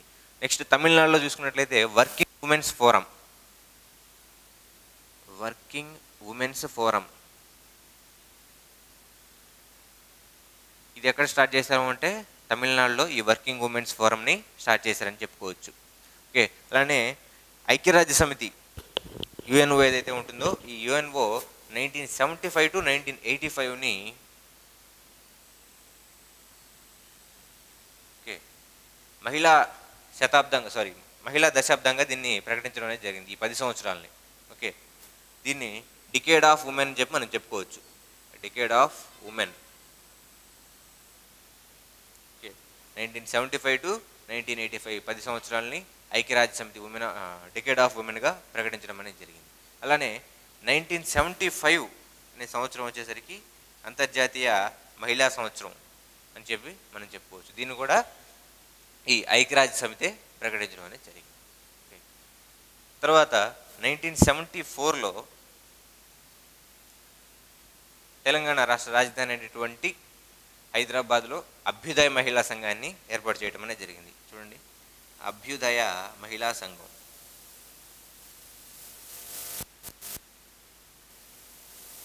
1974లో అభ్యుదయ మహిళా సంఘాన్ని ఏర్పాటు చేశారు. నెక్స్ట్ వీటితో పాటుగా అంబేద్కర్ అలానే కార్ల్ మార్క్స్ ఎవరైతే ఉన్నారో వీరి యొక్క భావన, వాళ్ళ యొక్క భావజాలాన్ని బేస్ చేసుకొని మహారాష్ట్రలో ఉన్న పూణేలో పురోగామి స్త్రీ సంఘటన ఒకటి ఏర్పడింది. అంటే ఆర్గనైజేషన్ పేరు పురోగామి స్త్రీ సంఘటన. ఇది ఎక్కడ ఏర్పడింది అంటే పూణేలో. అలానే మహారాష్ట్ర రాజధాని అయినటువంటి ముంబైలో స్త్రీముక్తి సంఘటన అనే ఒక ఆర్గనైజేషన్ అనేది కూడా ఏర్పడిందని మనం చెప్పుకోవచ్చు. సో వీటి పేర్లన్నీ మీకు వినేటప్పుడు కొంచెం నోట్స్ రాసుకోవడానికి ఇబ్బందిగా అనిపించినా కానీ మన మెటీరియల్ ఏదైతే ఉందో దాంట్లో క్లియర్గా ఇచ్చాం. ఒకసారి మీరు పర్చేజ్ చేయకపోతే పర్చేజ్ చేయండి. దగ్గరగా అది 280 పేజెస్ వరకు సోషియాలజీ మెటీరియల్ అనేది ఉంది. ఓకే, నెక్స్ట్ ఇదే టైంలో ఆంధ్రప్రదేశ్లో ఆంధ్ర మహిళా సభ. చూడండి, ఆంధ్ర మహిళా సభ. ఈ ఆంధ్ర మహిళా సభను ఏర్పాటు చేసింది ఎవరు అంటే దుర్గాబాయ్ దేశ్ముఖ్ గారు. దుర్గాబాయ్ దేశ్ముఖ్. ఓకే, ఇది కూడా ఒక ఇంపార్టెంట్ పాయింట్. భారతదేశంలో మహిళా ఉద్యమాలు మొత్తం 3 రకాలుగా 3 ఫేజెస్లో జరిగినాయి. 1820 to 1919 ఆర్ 1920. అంటే గాంధీ భారతదేశానికి వచ్చి స్వాతంత్ర ఉద్యమంలో యాక్టివ్ అయ్యే వరకు. నెక్స్ట్ 1920 నుంచి 1947 స్వాతంత్రం వచ్చే వరకు. మూడోది 1950 నుంచి టిల్ డేట్, అంటే ఇప్పుడు జరుగుతున్న టైం ఏదైతే ఉంటుందో ఇంతవరకు. ఓకే, ఇది భారతదేశంలో జరిగిన మహిళా ఉద్యమాల గురించి. నెక్స్ట్ 2011 జనాభా లెక్కలు ఏవైతే ఉన్నాయో ఈ 2011 జనాభా లెక్కల ప్రకారం ఇండియాలో సెక్స్ రేషియో ఎంత ఉంది అంటే చూడండి, సెక్స్ రేషియో అంటే లింగ నిష్పత్తి. అంటే దీనికి మీనింగ్ ఏంటి? 1000 మంది మగవాళ్ళకి ఎంతమంది ఆడవాళ్ళు ఉన్నారు ఓకే అనేదే లింగ నిష్పత్తి, లేదా ఇంగ్లీష్లో అయితే సెక్స్ రేషియో అని పిలుస్తాం. భారతదేశంలో 2011 సెన్సెస్ ప్రకారం 943 ఉంది సెక్స్ రేషియో. అంటే 1000 మంది మగవాళ్ళకి 943 మంది ఆడవాళ్ళు ఉన్నారు. ఓకే, ఇది భారతదేశం మొత్తం మీద యావరేజ్గా. అదే ఏ రాష్ట్రంలో ఎక్కువగా ఉన్నారు అంటే కేరళ స్టేట్లో 1000 మంది మగవాళ్ళకి 1084 మంది లేడీస్ ఉన్నారు. ఓకే, 1084 లేడీస్ ఉన్నారు. అదే హర్యానాలో చూసుకుంటే అతి తక్కువ సెక్స్ రేషియో అనేది ఉంది. హర్యానాలో 877 లేడీస్ ఉన్నారు 1000 మేల్. ఓకే, ఇవి రాష్ట్రాలు. అదే కేంద్రపాలిత ప్రాంతాల్లో చూసుకుంటే పాండిచ్చేరి లేదా పుదుచ్చేరిలో సెక్స్ రేషియో ఎక్కువగా ఉంది. మన ఏపీ చూసుకుంటే ఉమ్మడి ఏపీలో 997 ఈ సెక్స్ రేషియో అనేది ఉందని మనం చెప్పుకోవచ్చు. అలానే లిటరసీ చూసుకుంటే 2011 సెన్సస్ ప్రకారం 65% ఉమెన్ లిటరసీ 65% ఉందని మనం చెప్పుకోవచ్చు. ఏపీలో చూసుకుంటే 60%. టాప్ లిటరసీ ఉన్న స్టేట్ ఏది అంటే కేరళ అని చెప్పచ్చు. ఉమెన్ లిటరసీ టాప్లో ఉన్న స్టేట్ వచ్చేసరికి కేరళ. ఈ కేరళ స్టేట్లో 92% లేడీస్ ఎడ్యుకేటెడ్. ఓకే, అందువల్లే మనకి 2000s స్టార్టింగ్ ఆ టైంలో కేరళ టీచర్స్ అని చెప్పి కేరళ టీచర్స్ ప్రత్యేక బోధన అని చెప్పి కూడా మనకి చెప్పించడం అనేది జరిగింది. ఓకే, 92% ఇక్కడ లిటరసీ అనేది ఉమెన్స్లో ఉంది. తక్కువ లిటరసీ ఉన్న స్టేట్ ఏది అంటే రాజస్థాన్ అని మనం చెప్పొచ్చు. రాజస్థాన్ ఇక్కడ 54% మాత్రమే లిటరసీ రేట్ అనేది ఉంది. ఉమ్మడి ఏపీలో 65%. ఓకే, ఇది 2011 లెక్కలు ఏవైతే ఉన్నాయో, ఈ సెన్సెస్ ఏవైతే ఉన్నాయో దీని ప్రకారం మహిళల యొక్క లిటరసీ రేట్ కానీ అలానే 2011 సెన్సెస్ ప్రకారం సెక్స్ రేషియో ఏదైతే ఉందో అది. నెక్స్ట్, ఈ సమాజంలో మహిళలు వీటికి సంబంధించిన ఈ టాపిక్లో కొన్ని ప్రత్యేకమైన కేసులు ఉన్నాయి. ఆ కేసులు ఏంటనేవి ఇప్పుడు మనం చూద్దాం. అవి ఒకటి షాబానా కేసు, రెండు Visakha versus state of Rajasthan, Visakha versus state of Rajasthan. మూడోది షైరా బాను. నెక్స్ట్ ఫోర్త్ వచ్చేసరికి తృప్తి దేశాయ్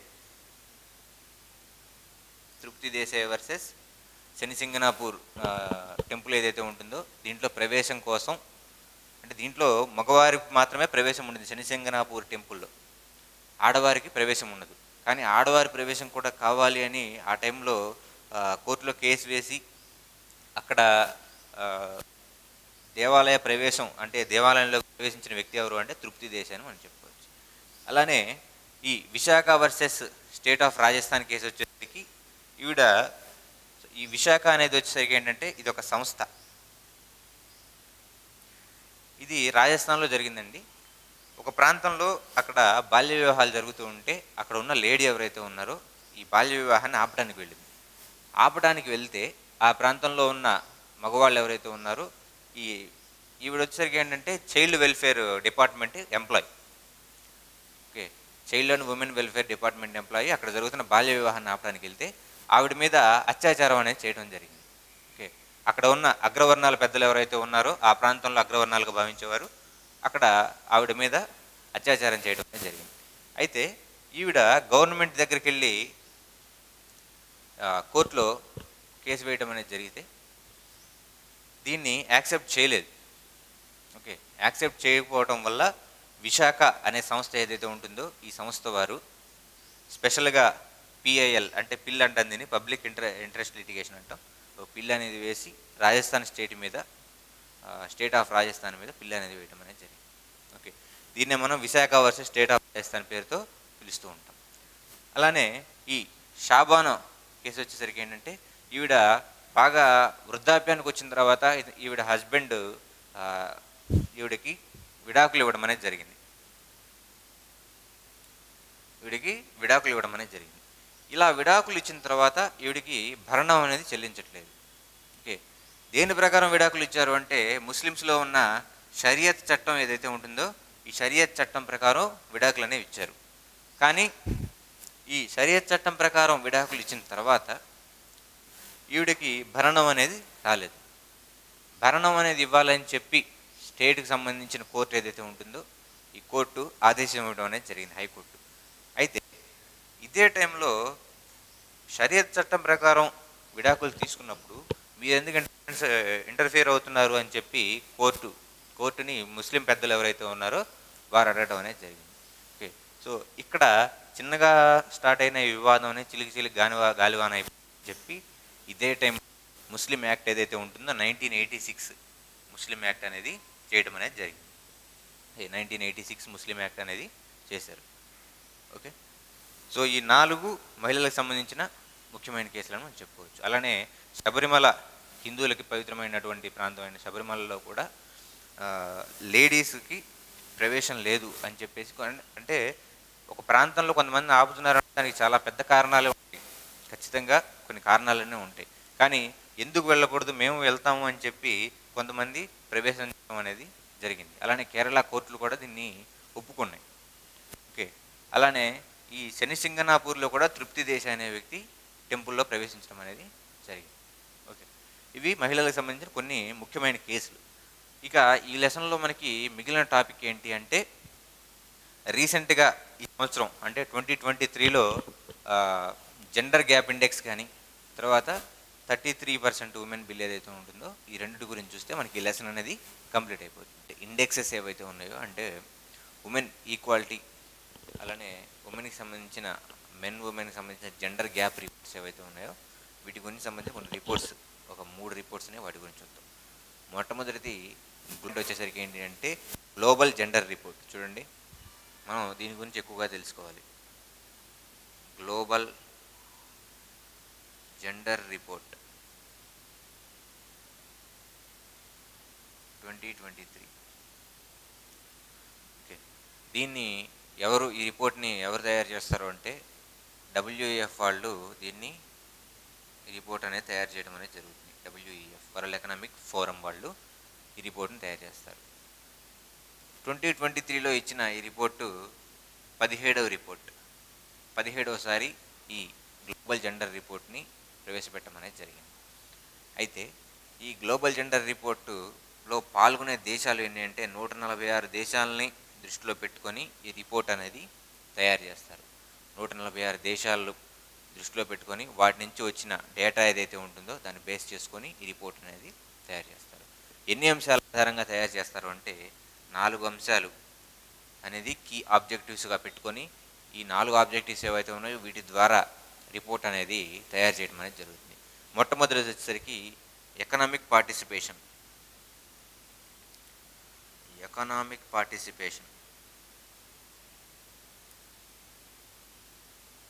అంటే ఒక దేశంలో ఆర్థిక రంగంలో మహిళలు ఏ రకంగా పార్టిసిపేట్ చేస్తున్నారు, ఓకే, వాళ్ళలో ఎంటర్‌ప్రెన్యూర్స్ ఎంతమంది ఉన్నారు, అలానే ఎంప్లాయ్మెంట్లో ఎంతమంది ఉన్నారు అనే విషయాలన్నీ దృష్టిలో పెట్టుకొని ఈ ఎకనామిక్ పార్టిసిపేషన్ అనేది దీంట్లో యాడ్ చేయడం అనేది జరిగింది.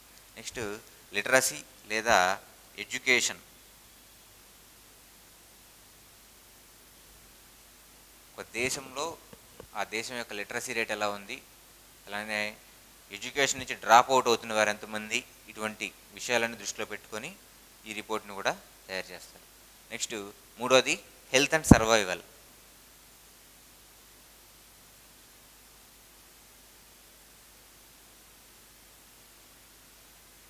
మహిళలకు సంబంధించి కొన్ని ప్రత్యేక ఇబ్బందులు ఉంటాయి, ఓకే, వాటి వల్ల వీరి హెల్త్ ఏమన్నా ఖరాబ్ అవుతుందా, దాని నుంచి గవర్నమెంట్ తీసుకుంటున్న పథకాలు కానీ ఇటువంటి అంశాలు ఏంటి అనేది కూడా దీంట్లో తీసుకోవడం అనేది జరుగుతుంది. నెక్స్ట్ లాస్ట్ది వచ్చేసరికి పొలిటికల్ ఎంపవర్మెంట్.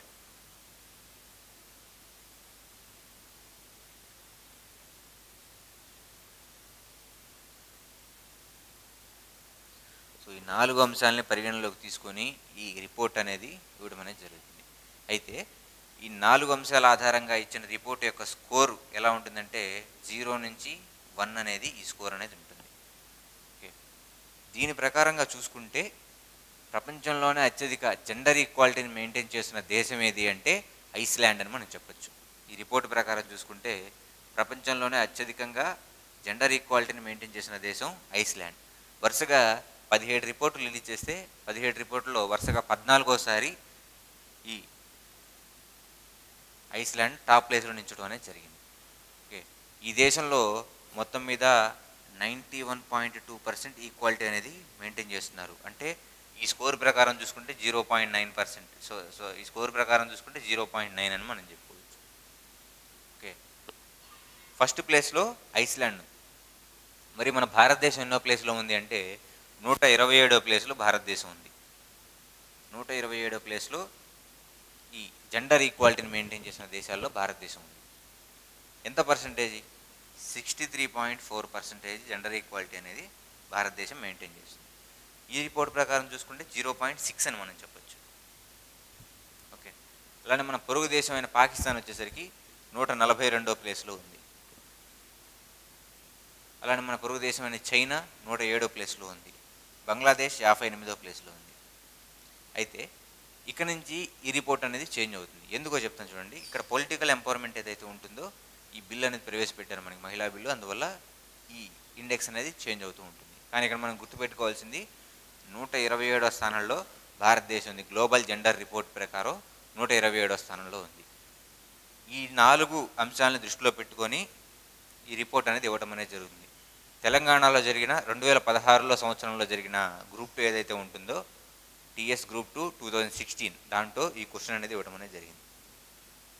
దేన్ని బేస్ చేసుకొని గ్లోబల్ జెండర్ రిపోర్ట్ని తయారు చేస్తారు అంటే ఉమెన్స్ యొక్క ఎకనామిక్ పార్టిసిపేషన్, ఉమెన్ యొక్క education, women health and survival, women political empowerment, ఈ 4 విషయాల్ని బేస్ చేసుకొనే ఈ గ్లోబల్ జెండర్ రిపోర్ట్ అనేది తయారు చేస్తారు.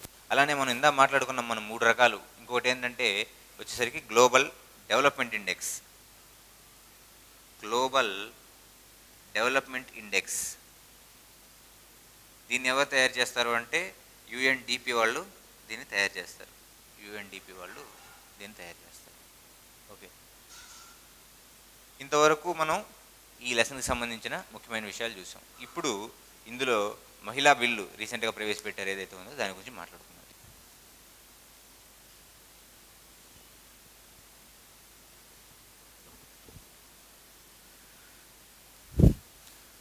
ఓకేనండి, ఇదే లెసన్లో లాస్ట్ టాపిక్ అయినటువంటి మహిళా రిజర్వేషన్ బిల్లు గురించి ఇప్పుడు మనం చూద్దాం. దీంతో ఈ టాపిక్ అనేది కంప్లీట్ అయిపోతుంది మనకి.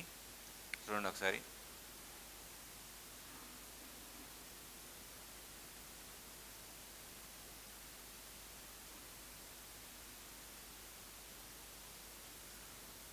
ఈ రిజర్వేషన్ ఎందులో పెట్టారు, దేనికి సంబంధించిన రిజర్వేషన్ ఇది అంటే లోక్సభ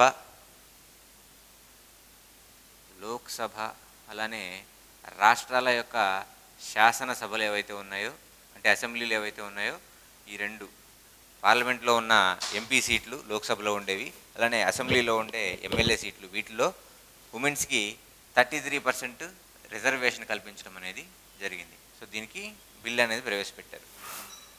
ఈ బిల్కి వీరు పెట్టిన పేరేంటి అంటే మనం మామూలుగా మహిళా రిజర్వేషన్ బిల్ అని అంటాము, కానీ గవర్నమెంట్ తరఫున దీనికి పెట్టిన పేరేంటే నారీ శక్తి అధినియం. నారీ శక్తి అధినియం అనే పేరుని ఈ బిల్లుకి వీళ్ళు పెట్టడం అనేది జరిగింది. 33% భారత లోక్సభలో సీట్లు కనుక ఉంటే ఓకే అంటే 543 భారత లోక్సభలో ఉన్న ఎంపీల సీట్లు.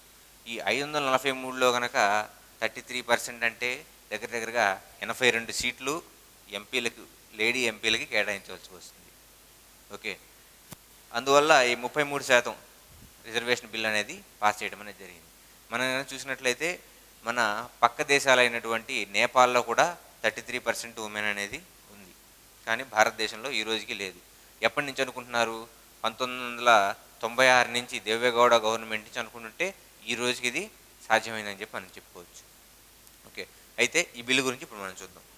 ఈ నారీ శక్తి అధినియం ఈ బిల్లు ఏదైతే ఉంటుందో దీన్ని భారత న్యాయశాఖ మంత్రి అయినటువంటి అర్జున్ రామ్ మేఘ్వాల్ ఎప్పుడు ప్రవేశపెట్టారు? మనకి లోక్సభ రాజ్యసభల్లో ఒకే రోజు ఇది 19/9/2023 ఈ బిల్ అనేది చట్టంగా రూపొందించడం అనేది జరిగింది. 19/9/2023 అర్జున్ రామ్ మేఘ్వాల్ దీన్ని ప్రవేశపెట్టారు. 33% రిజర్వేషన్. ఓకే, అయితే ఇప్పుడు 543లో దగ్గరగా 82% ఉండే లేడీస్ ఎవరైతే ఉన్నారో ఈ 33 బిల్ ప్రవేశపెట్టడం వల్ల వీరి స్థానాలు 181కి పెరుగుతాయి. 181 మంది ఎంపీలు అనేది మహిళా ఎంపీలు అనేవాళ్ళు ఉంటారు. ఓకే, మన దేశంలోనే ప్రజెంట్ నడుస్తున్న 17వ హౌస్ ఏదైతే ఉంటుందో ఈ 17వ హౌస్లో కేవలం 14% మందే మహిళా ఎంపీలు అనేవాళ్ళు ఉన్నారు. ఓకే, 15వ లోక్సభలో 14% మంది ఎంపీలు మాత్రమే ఉన్నారు. అదే ప్రపంచంలో చూసుకుంటే రువాండా దేశంలో దగ్గరగా 62% మహిళలు పార్లమెంట్లో ఎంపీలుగా వర్క్ చేస్తారు. అలానే క్యూబాలో చూసుకుంటే 53% మహిళలు ఉన్నారు ఎంపీలుగా, అంటే హైయెస్ట్ హౌస్లో పనిచేసేవాళ్ళు. నెక్స్ట్ న్యూజిలాండ్లో చూసుకుంటే 51% ఉన్నారు. మన పొరుగు దేశమైన చిన్న దేశమైన నేపాల్లో కూడా 33% ఉన్నారు. కానీ మన దేశంలో మాత్రం 14% మంది ఎంపీలుగా వర్క్ చేస్తారు. అందువల్ల ఈ బిల్లుని ప్రవేశపెట్టాలి అని చెప్పి వీళ్ళు అనుకోవడం అనేది జరిగింది. ఇది 19/9/2023లో ఈ బిల్లు అనేది ప్రవేశపెట్టారు. ఈ బిల్లు ప్రవేశపెట్టడం వల్ల భారత రాజ్యాంగంలో 128వ సవరణ అనేది చేయడం అనేది జరిగింది. 128 సార్లు భారత రాజ్యాంగం సవరించబడింది. ఈ 128వ రాజ్యాంగ సవరణ దేనికి సంబంధించింది అంటే నారీ శక్తి అధినియమానికి సంబంధించింది. ఓకే, ఈ 128వ సవరణ ఏదైతే ఉంటుందో దీని ప్రకారం కొన్ని ఆర్టికల్స్ కూడా చేంజ్ అయినాయి. అందులో ఒకటి ఆర్టికల్ 330A. ఓకే, ఈ ఆర్టికల్ 330A ఏంటంటే భారత రాజ్యాంగంలోని ఆర్టికల్ 330A ప్రకారం ప్రతి నియోజకవర్గంలో ప్రతి రాష్ట్రంలో ఉన్న శాసనసభలు ఏవైతే ఉన్నాయో ఆ శాసనసభలో, అలానే ప్రతి భారతదేశం యొక్క ఎంపీ సీట్లు ఏవైతే ఉన్నాయో ఈ ఎంపీ సీట్లు, లోక్సభకు సంబంధించిన ఎంపీ సీట్లు ఏవైతే ఉన్నాయో దీంట్లో కూడా 1/3 రిజర్వేషన్ అనేది కల్పించాల్సి ఉంటుంది అని చెప్పడం అనేది జరిగింది. Okay, 1/3 reservation. ఈ 1/3 రిజర్వేషన్ కనుక కల్పిస్తే ఎంపీ సీట్లలో చూడండి, ప్రస్తుతం భారతదేశంలో 543 ఎంపీ సీట్లు ఉన్నాయి. దీంట్లో 82 ఎంపీ సీట్లు ఉమెన్స్కి వస్తాయి. ఓకే, అలానే ఏపీలో ఉన్న 175 అసెంబ్లీ సీట్లు ఏవైతే ఉన్నాయో దీంట్లో 58 సీట్లలో ఉమెన్స్ పోటీ చేయొచ్చు. అంటే కేవలం మహిళలు మాత్రమే రిజర్వ్డ్ సీట్స్ అవి. అలానే తెలంగాణలో ఉన్న 119 నియోజకవర్గాలు ఏవైతే ఉన్నాయో వాటిల్లో 40 స్థానాల్లో మహిళలు మాత్రమే పోటీ చేయడానికి వీలుంటుంది. ఓకే, ఇది ఆర్టికల్ 330A చేంజ్ చేయడం అనేది జరిగింది. అంటే 1/3 మహిళలకు కేటాయించాలి అని చెప్పి. అలానే చూసినట్లయితే దీంట్లోనే భారత రాజధాని అలానే యూటీ అయినటువంటి ఢిల్లీ ఏదైతే ఉంటుందో ఢిల్లీకి సంబంధించిన ఆర్టికల్ 239AA దీని ప్రకారం కూడా ఢిల్లీ శాసనసభలో కూడా ఉమెన్స్కి స్పెషల్గా సీట్లు అనేవి, రిజర్వ్డ్ సీట్స్ అనేవి కేటాయించాలి. ఓకే, నెక్స్ట్ మన దేశంలో ఎస్సీ ఎస్టీ రిజర్వ్డ్ నియోజకవర్గాలు ఉంటాయి. ఏపీలో కావచ్చు, తెలంగాణలో కావచ్చు, దేశం మొత్తం మీద ఎంపీ సీట్లు కావచ్చు, ఏవైతే ఉన్నాయో వాటిలో ఎస్సీ ఎస్టీ రిజర్వ్డ్ సీట్స్ ఉంటాయి. ఈ ఎస్సీ ఎస్టీ రిజర్వ్డ్ సీట్స్లో కూడా 1/3 ఉమెన్స్కి కేటాయించాలి అని చెప్పి ఈ బిల్లు చెప్తుంది మనకి. ఓకే, తర్వాత నెక్స్ట్ పాయింట్ వచ్చేసరికి ఆర్టికల్ 334A. ఈ ఆర్టికల్ 334A ఏదైతే ఉంటుందో దీని ప్రకారం నియోజకవర్గాలు డీలిమిటేషన్ అంటే ప్రస్తుతం మన ఆంధ్రప్రదేశ్లో 175 ఎమ్మెల్యే స్థానాలు, అలానే తెలంగాణలో 119 ఎమ్మెల్యే స్థానాలు ఉన్నాయని మనం మాట్లాడుకుంటున్నాం. అయితే కొత్త జిల్లాలు వచ్చినాయి. ఈ కొత్త జిల్లాల ప్రకారం మళ్ళీ నియోజకవర్గాలు చేసుకోవాలి. ఓకే, భారత రాజ్యాంగం ప్రకారం ఎప్పుడు నియోజకవర్గాలు డీలిమిటేషన్ చేయాలి అంటే 2026 లోపు డీలిమిటేషన్ చేయకూడదు అని చెప్పి ఒక అమెండ్మెంట్ అనేది ఉంది. మనకు ఆల్రెడీ పాలిటీ చదువుకున్నప్పుడు అది మనం చూస్తాం. అయితే 2026లో ఈ నియోజకవర్గాల డీలిమిటేషన్ అనేది జరుగుతుంది. ఈ 175 ఉన్న నియోజకవర్గాలు ఇంకా పెరుగుతాయి, ఈ 119 ఇంకా పెరుగుతాయి. ఓకే, 119 నుంచి 153, 175 నుంచి 225 దాకా వచ్చే అవకాశం ఉంది. ఓకే, ఇలా అవకాశం ఉన్నప్పుడు ఈ పెరిగే నియోజకవర్గాలు ఏవైతే ఉన్నాయో వాటిలో కూడా 1/3 ఉమెన్స్కి కేటాయించాలి అని చెప్పి ఈ బిల్ మనకు చెప్తుంది. ఓకే, అందువల్ల ఆర్టికల్ 334Aని కూడా చేంజ్ చేయడం అనేది జరిగింది. నియోజకవర్గాల డీలిమిటేషన్ అయిన తర్వాత ఈ మహిళా బిల్ అనేది అమల్లోకి వస్తుంది. మళ్ళీ ఒకసారి గుర్తుపెట్టుకోండి, ఈ నారీ శక్తి అధినియం అనేది కేవలం లోక్సభ, శాసనసభకు మాత్రమే వర్తిస్తుంది. కానీ పెద్దల సభ అయినటువంటి రాజ్యసభలో ఈ బిల్ అనేది పనిచేయదు. ఓకే, అలానే ఏపీ, తెలంగాణ ఇటువంటి స్టేట్స్లో ఉన్నటువంటి శాసనసభలో పనిచేస్తుంది, కానీ శాసన మండలిలో పనిచేయదు. ఓకే, శాసన మండలిలో పనిచేయదు. కేవలం లోక్సభ, శాసనసభకు మాత్రమే ఈ బిల్ అనేది పనిచేస్తుంది. ఓకే, అయితే ఈ 334 ప్రకారం నియోజకవర్గాల డీలిమిటేషన్ అయిన తర్వాత మాత్రమే ఈ బిల్ అనేది అమల్లోకి వస్తుంది. నెక్స్ట్ మనం చూసుకున్నట్లయితే ఈ బిల్లో ఇంకా ఓబీసీ రిజర్వేషన్ల గురించి పూర్తిగా చెప్పలేదు. ఓబీసీలకు ఎంత శాతం రిజర్వేషన్లు కల్పించాలి అనేది లేదు. ఎక్కడైతే ఎస్సీ ఎస్టీ రిజర్వ్డ్ కాన్స్టిట్యున్సీలు ఉన్నాయో వాటిలో మాత్రమే రిజర్వేషన్ ఉంటుంది, కానీ ఓబీసీల గురించి మాత్రం చెప్పలేదు. తర్వాత 15 సంవత్సరాల టైం గ్యాప్ ఏదైతే ఉంటుందో ఈ 15 సంవత్సరాల టైం గ్యాప్లో ఈ మహిళా రిజర్వేషన్ సంబంధించిన ప్లేస్లు ఏవైతే ఉన్నాయో అవి రిపీట్ అనేది చేయకూడదు అని కూడా చెప్పడం అనేది జరిగింది బిల్లులో. ఓకే, ఇది బిల్లుకి సంబంధించిన ముఖ్యమైన విషయాలు. అయితే భారతదేశంలో మహిళల రిజర్వేషన్ గురించి ఇప్పుడు గవర్నమెంట్ మాట్లాడిందా లేకుంటే ఇంతకుముందు ఎవరన్నా మాట్లాడారా అనే విషయాల్ని చూద్దాం ఒకసారి. ఓకే, అసలు ఈ బిల్లు ఎప్పటి నుంచి పెడదాం అనుకుంటున్నారు, ఎప్పటికి ఇది అమల్లోకి వచ్చింది అనే విషయాలు మొత్తం ఇప్పుడు మనం చూద్దాం. ఈ బిల్లు పేరు నారీ శక్తి అధినియం, బాగా గుర్తుపెట్టుకోండి. ఎందుకంటే ఇది కరెంట్ అఫైర్స్ కావచ్చు, లేకుంటే మనకి సోషియాలజీ కావచ్చు, రెండు రకాలుగా ఇంపార్టెంట్. భారత ప్రభుత్వ చట్టం 1935. ఓకే, దీని నుంచి మనం భారత రాజ్యాంగాన్ని చాలా విషయాలు మనం తీసుకోవడం అనేది జరిగింది. ఓకే, ఈ 1935లో ఈ చట్టం ఏదైతే ఉంటుందో దీని ప్రకారం ఆ టైంలోనే లేడీస్కి రిజర్వేషన్ అనేది కల్పించడం అనేది జరిగింది. తర్వాత భారతదేశంలో సరోజినీ నాయుడు ఈవిడ చట్టసభల్లో చెప్పడం అనేది జరిగింది. ఏది మహిళలు కూడా దృఢమైన వారికి ఎక్కువ సీట్లు కల్పించాలి, ఇంత రిజర్వేషన్ అనేది కల్పించాలి, స్పెషల్గా మహిళల వరకు కొన్ని రిజర్వేషన్లు కల్పించాలి అని చెప్పిన వ్యక్తి ఎవరు అంటే సరోజినీ నాయుడు గారు అని చెప్పి మనం చెప్పుకోవచ్చు. ఓకే, నెక్స్ట్ 1974లో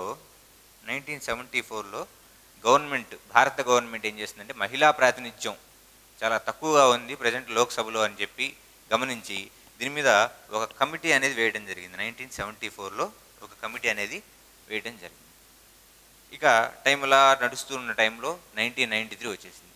ఈ 1993 వచ్చేసరికి మనకి బాగా గుర్తుపెట్టుకోవాల్సిన విషయం 1992, 93 అనగానే మనకు గుర్తు రావాల్సింది 73, 74 రాజ్యాంగ సవరణ చట్టాలు, పంచాయతీ మున్సిపాలిటీలు ఎలక్షన్స్ ఏవైతే ఉన్నాయో వీటిలో 1/3 రిజర్వేషన్ అనేది మహిళలకు కల్పించాలి. ఓకే, 1/3 రిజర్వేషన్ అనేది కల్పించాలి.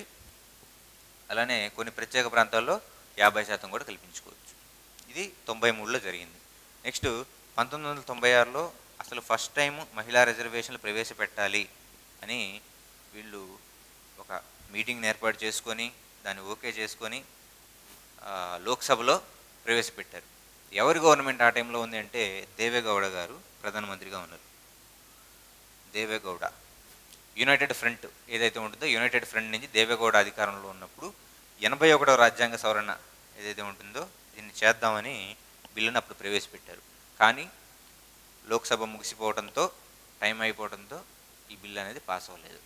నెక్స్ట్ 1996 ఇదే సంవత్సరంలో సిపిఐ చెందినటువంటి గీతా ముఖర్జీ ఎంపీ ఎవరైతే ఉన్నారో గీతా ముఖర్జీ అధ్యక్షతన ఒక కమిటీ అనేది వేశారు.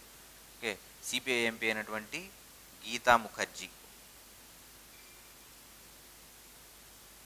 ఈ అధ్యక్షతన ఒక కమిటీ అనేది వేశారు.